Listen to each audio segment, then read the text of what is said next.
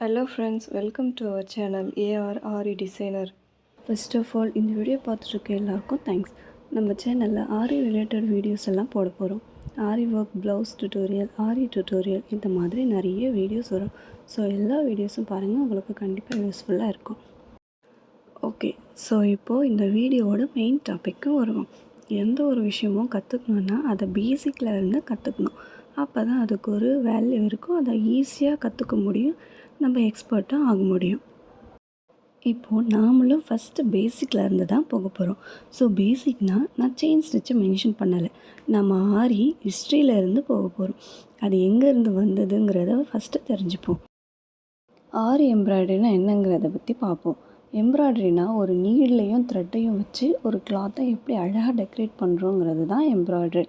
எம்ப்ராய்டரியில் 2 types இருக்குது. ஒன்று hand embroidery, இன்னொன்று மிஷின் எம்ப்ராய்டரி.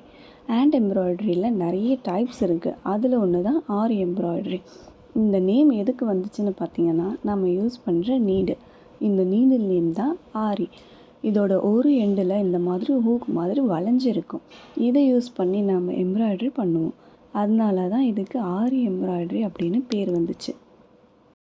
அடுத்ததாக நாம் ஆரி எம்ப்ராய்டரி பற்றின ஹிஸ்ட்ரி தெரிஞ்சுக்க போகிறோம். ஆரி ஒர்க் ஃபர்ஸ்ட் டெவலப் பண்ணது 12th செஞ்சுரியில் குஜராத்தில் இருந்த லெதர் ஒர்க்கர்ஸ் தான் இதை கண்டுபிடிச்சாங்க.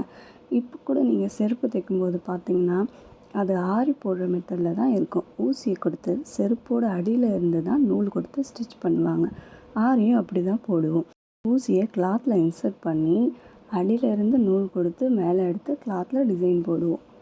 பட் லெதர் ஒர்க்கர்ஸால் ஒரு ஸ்டேஜுக்கு மேலே இதை டெவலப் பண்ண முடியலை.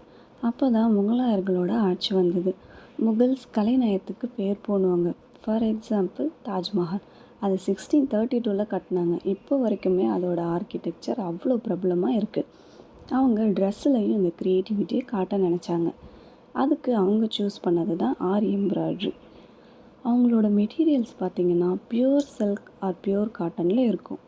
அந்த மெட்டீரியல்ஸில் கோல்ட் த்ரெட் அப்புறம் சில்வர் த்ரெட் யூஸ் பண்ணி ப்ரீஷியஸ் ஸ்டோன்ஸ் வச்சு அவங்க ட்ரெஸ்ஸில் டிசைன் பண்ணாங்க. இதை அவங்க இந்தியா ஃபுல்லாக ஸ்ப்ரெட் பண்ண நினச்சாங்க. அதை பண்ணவும் செஞ்சாங்க. ஆரி ஒர்க் அப்போ இருந்த டைமில் ரொம்பவே ஃபேமஸாக இருந்துச்சு. அப்புறம் கொஞ்சம் காலம் போக போக இந்த கோல்டு அண்ட் சில்வரோட விலை கொஞ்சம் கொஞ்சமாக அதிகமாக ஆரம்பிச்சது. ஸோ எல்லாருனாலையும் இதை அஃபோர்ட் பண்ண முடியலை. ஆரி ஒர்க்கர்ஸ் ரொம்பவே ஸ்ட்ரகிள் பண்ணாங்க. அப்புறம் இதுக்கு ஆல்டர்னேட்டிவாக சிந்தட்டிக் அண்ட் காப்பர் ஒயர்ஸை பாலிஷ் பண்ணி யூஸ் பண்ண ஆரம்பித்தாங்க. அதை யூஸ் பண்ணி ரொம்பவே அழகாக டிசைன்ஸ் பண்ணாங்க. அது நல்லாவே ஒர்க் அவுட் ஆச்சு.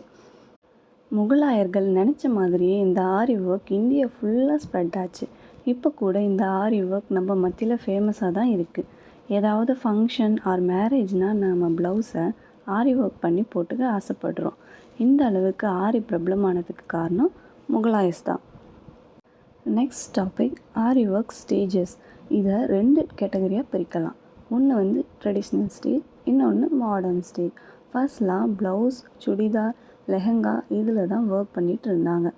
அப்புறம் கொஞ்சம் கொஞ்சமாக டெவலப் ஆக ஆக மாடர்ன் ஸ்டேஜ் வந்தது. இதில் நிறைய க்ரியேட்டிவ் ஆர்டிஸ்ட் வந்தாங்க. இப்போ வரைக்கும் நிறைய க்ரியேட்டிவாக இன்னோவேட்டிவாக நிறைய ஐடியாஸ் கொண்டு வராங்க.